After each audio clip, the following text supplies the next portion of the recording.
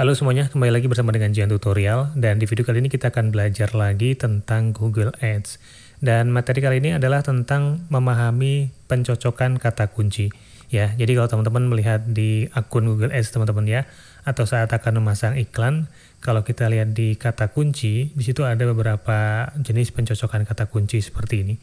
Ini ada kata kunci yang diawali dan diakhiri dengan kurung siku seperti ini. Ada juga yang dengan menggunakan tanda petik 2 gitu ya, di depan dan di belakangnya. Nah, itu ada jenis pencocokan persis, ada jenis pencocokan frasa, dan ada satu lagi yaitu jenis pencocokan luas. Nah, sekarang kita akan pahami apa sih perbedaan dari 3 jenis pencocokan kata kunci tersebut, dan bagaimana cara kerjanya terhadap iklan yang kita buat. Nah, teman-teman bisa baca nanti lebih lengkapnya di bantuan Google Ads ini ya, tentang opsi pencocokan kata kunci. Nah, ada 3 jenis pencocokan kata kunci. Yang pertama pencocokan luas, pencocokan frasa, dan juga pencocokan persis itu ya.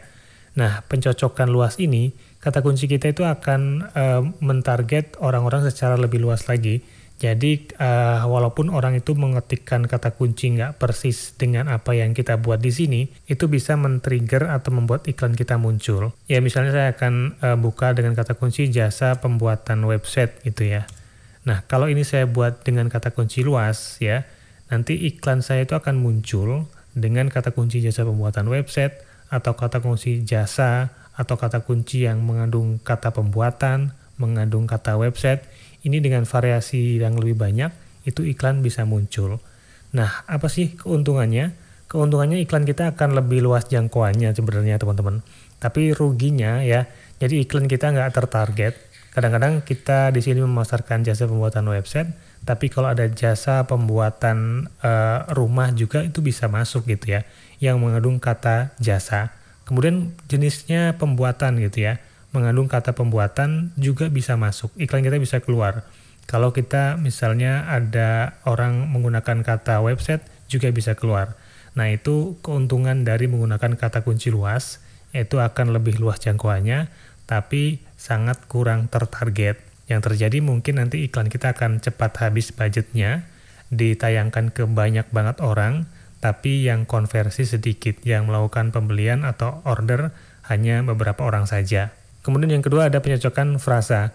Nah, pencocokan frasa ini ditandai dengan tanda petik ya, petik di depan dan di belakangnya, petik 2. Kemudian pencocokan frasa ini akan bekerja, yaitu ketika orang mengetikkan sebuah kata kunci, misalnya ini ya, jasa pembuatan website. Nah, kalau ini pencocokan frasa, maka dia akan muncul dengan jenis kata kunci ini ya, jasa pembuatan website, atau kalau ada tambahannya, di depan maupun di belakang ya, misalnya profesional, murah, toko online dan sebagainya, itu akan muncul. Tapi susunan kata jasa pembuatan website ini nggak boleh berubah gitu, jadi harus ada menjadi satu frasa ini, kemudian ada tambahannya di depan atau di belakang, itu bisa memicu iklan kita muncul. Nah ini akan lebih tertarget sebenarnya, dan jangkauannya juga masih cukup luas. Nah jadi kalau misalnya teman-teman mau yang di tengah-tengah aja, bisa gunakan kata kunci frasa ini. Contohnya seperti ini, misalnya jasa pembuatan website profesional, ini bisa muncul iklannya. Misalnya di depannya ada mencari jasa pembuatan website profesional, jika itu juga muncul. Jadi kalau ada tambahan di belakang, di depan, itu nggak masalah, yang penting susunan frasa ini tetap menjadi satu. Gitu. Itu yang dimaksud dengan pencocokan kata kunci frasa. Sedangkan yang ketiga adalah pencocokan persis. Nah, kalau ini ditandai dengan kurung siku ya, di depan dan di belakangnya, ditutup dan dibuka dan ditutup dengan kurung siku. Ini benar-benar harus mengetikkan kata kunci yang sama seperti ini teman-teman. Jadi iklannya akan muncul ya ketika orang persis mengetikkan jasa pembuatan website, tanpa ada tambahan di depan dan di belakangnya, tanpa ada yang salah ketik gitu. Misalnya ada yang salah ketik juga nggak muncul iklan kita. Jadi benar-benar harus persis. Nah, keuntungannya dengan kata kunci yang persis ini, iklan kita akan sangat tertarget ya. Saya menggunakan kata kunci ini di beberapa kata kunci ya, jenis pencocokan persis, dan itu menghasilkan klik yang sedikit sebenarnya. Yang klik hanya sedikit atau iklan kita akan jarang tampil, tapi berkualitas ya. Misalnya hanya dengan 5 atau 10 klik saja, mungkin sudah ada yang order. Karena sangat-sangat tertarget. Nah, lalu kapan kita bisa menggunakan kata kunci frasa, kapan menggunakan kata kunci pencocokan luas, dan juga kapan menggunakan kata kunci pencocokan persis. Nah, teman-teman tentunya harus mempertimbangkan dari produk atau jasa yang teman-teman pasarkan.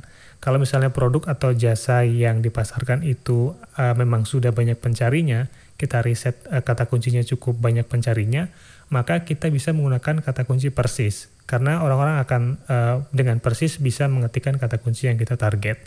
Nah, tapi kalau produk kita itu masih belum terlalu familiar ya, masih belum terlalu populer, maka kita bisa menggunakan kata kunci pencocokan luas, itu agar iklan kita bisa menjangkau lebih luas dan mungkin nanti ada yang bisa tertarik dengan produk kita, gitu. Dan kalau yang di tengah-tengahnya saja, nggak terlalu luas tapi juga nggak terlalu sempit, dan itu masih oke menurut saya, gunakan kata kunci pencocokan frasa ya, dengan mengawali dan mengakhiri dengan tanda petik 2 seperti ini.